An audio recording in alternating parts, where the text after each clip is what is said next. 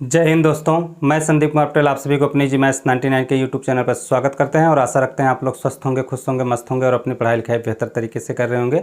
तो जैसा कि दोस्तों आप सभी को पता है कि इस यूट्यूब चैनल के माध्यम से हम पढ़ाते हैं आप सभी के लिए वनडे एग्जाम से संबंधित मैथमेटिक्स, जहाँ आप सीखते हैं किसी भी क्वेश्चन को हल करने का सबसे बेहतर कॉन्सेप्ट।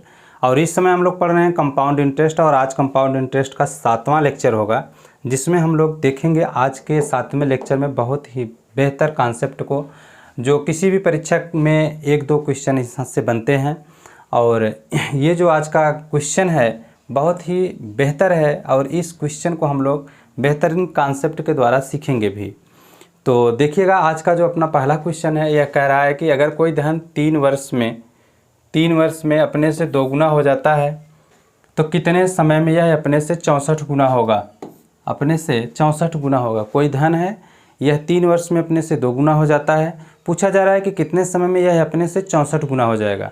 तो चलिएगा, इस प्रकार के क्वेश्चन को हल करने के लिए सबसे पहले हम लोग मान लेंगे कि प्रिंसिपल है माना वह 1 है और यह 3 वर्ष में अपने से 2 गुना हो जाता है। इसके बीच का जो समय है वो 3 साल है।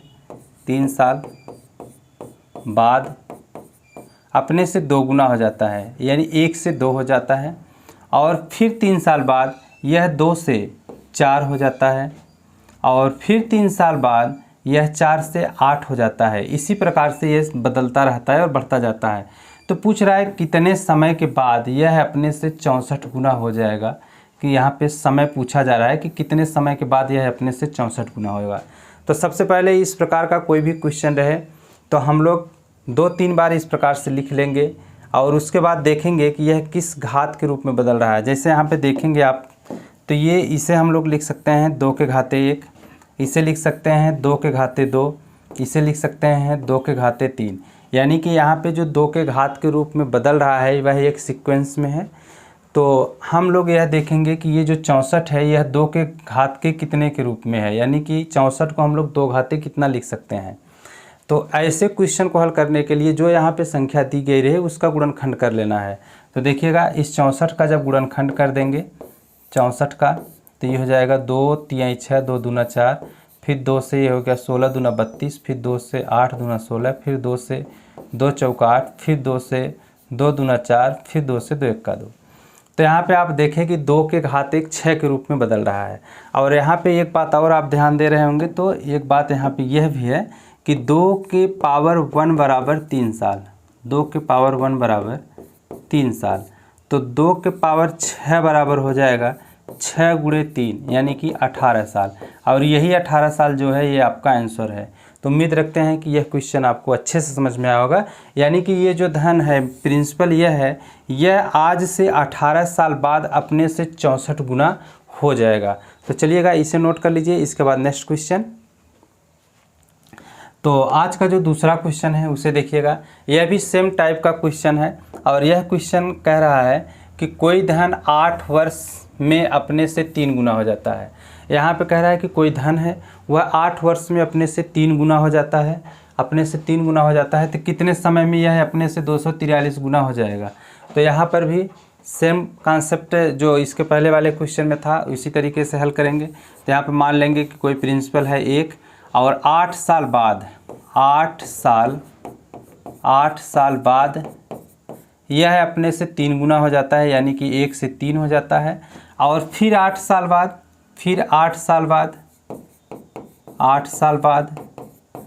3 अपने से 3 गुना हो जाएगा तो 9 हो जाएगा। फिर 8 साल बाद 9 अपने से 3 गुना होगा तो 27 हो जाएगा। इसी प्रकार से पूछ रहा है कि कितने समय के बाद यह अपने से 243 गुना हो जाएगा। 243 गुना हो जाएगा। तो यहाँ पे आप करेंगे क्या कि पहले 3 को घात के रूप में बदल देंगे। तो यहाँ पे इसे हम लिख सकते हैं 3 घाते 1, इसे लिख सकते हैं 3 के घाते 2 और इसे लिख सकते हैं 3 के घाते 3 के रूप में।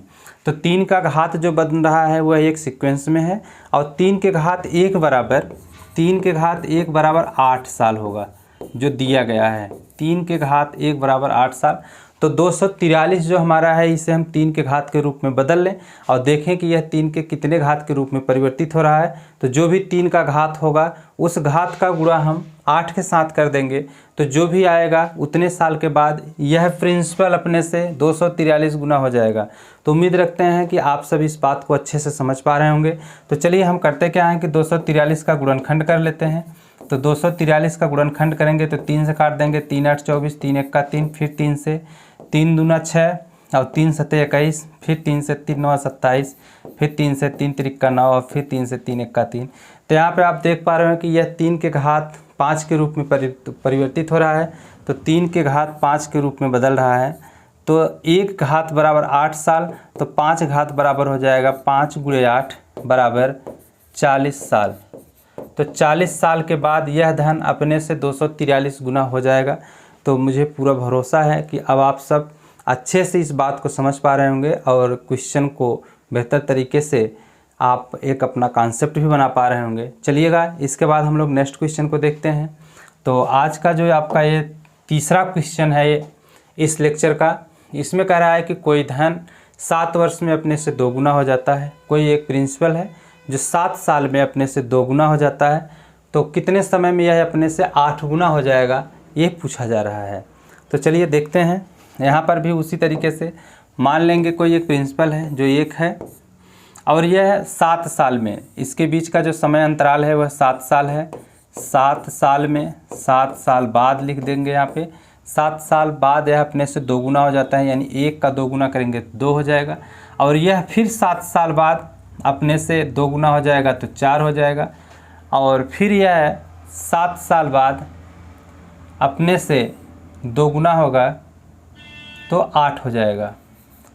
तो यहाँ पे आप देख पा रहे होंगे कि इसे हम लिख सकते हैं 2 के घाते 1, इसे लिखेंगे 2 के घाते 2 और इसे लिखेंगे 2 के घाते 3। तो 2 के घाते 1 बराबर 7 साल, 2 के घात 1 बराबर 7 साल।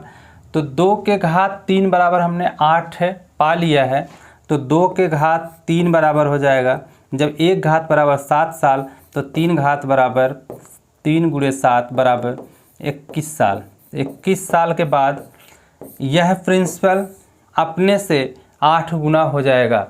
तो उम्मीद है दोस्तों कि इस टाइप का क्वेश्चन आप अच्छे से समझ पा रहे होंगे और इस प्रकार का कोई भी क्वेश्चन होगा तो आपको हल करने में कोई समस्या नहीं होगी। अब आगे हम लोग देखेंगे नेक्स्ट क्वेश्चन को, और आज का जो इस लेक्चर का चौथा क्वेश्चन होगा इसमें है कि अगर कोई धन 5 वर्ष में 4500 हो जाता है, 10 वर्ष में 6750 हो जाता है, हो जाता हो तो वह धन ज्ञात कीजिए। कोई धन है, प्रिंसिपल कोई है और यह है 5 साल बाद 4500 हो जाता है और फिर 10 साल बाद, यानी कि यहाँ से 10 साल बाद 6750 हो जाता है। ये बीच का जो समय है 10 साल है। तो आप देखेंगे कि यहाँ से यहाँ का जो समय होगा, यहाँ से यहाँ तक 5 साल है तो यहाँ से यहाँ तक का भी समय 5 साल होगा, 5 साल होगा। तो इसे हम अनुपात के रूप में बदल देते हैं, इस प्रकार से अनुपात में लिख लेते हैं। तो यहाँ पे अगर ये प्रिंसिपल होगा तो इतना होने में ये जो आएगा ये अमाउंट हो जाएगा। तो इसके बीच का जो समय अंतराल है वो 5 साल है। तो इसे हम अनुपात के रूप में हल कर लेंगे। तो देखिएगा ये 0 से 0 कैंसिल कर लेंगे और इसे कैंसिल आउट कर लेंगे। तो ये आपका 5 से काट देंगे तो 5 9 45, 0 अनुपाते 5 1 का 5 और 5 1 का 5 और 5 3 15 और 5 5 25, फिर 5 से काट देंगे तो ये आपका हो जाएगा 18 5 90 और ये हो गया आपका 5 दूना 10 और 5 7 35। 9 से काट दीजिएगा, 9 दूना 18, 9 3 27। ये आ गया 2 अनुपाते 3, यानी कोई धन 2 से 3 होने में 5 साल का समय लगता है, यानी 2 का 3 होने में 5 साल समय लगता है। तो इसे हम लोग लिख सकते हैं 3/2, जो इसका अनुपात होगा 3/2, यानी 2 का 3 होने में 5 साल का समय लगता है। 2 का 3 होने में 5 साल का समय लगता है, 5 साल का समय लगता है। तो P से 4500 होने में, P का 4500 होने में, यानी कि P गुणे 3/2 बराबर 4500। तो इसे हल कर लेंगे तो ये हो जाएगा P बराबर 4500 गुणे 2/3। तो P बराबर हो जाएगा 3 × 3 और ये हो जाएगा 1500 गुणे 2। तो P बराबर हो जाएगा 3000। यानी कि जो प्रिंसिपल था वह 3000 था और यही क्वेश्चन में पूछा जा रहा है कि वह धन ज्ञात कीजिए। तो इस बात को हम समझ पा रहे होंगे कि आप लोग अच्छे से समझे होंगे। और आज का जो लेक्चर था आप लोगों के लिए बहुत ही बेहतर कॉन्सेप्टों पर और बहुत बेहतर क्वेश्चन के साथ था। तो उम्मीद रखते हैं कि आज का लेक्चर आपको बेहतर लगा होगा। मिलेंगे नेक्स्ट क्लास में। धन्यवाद।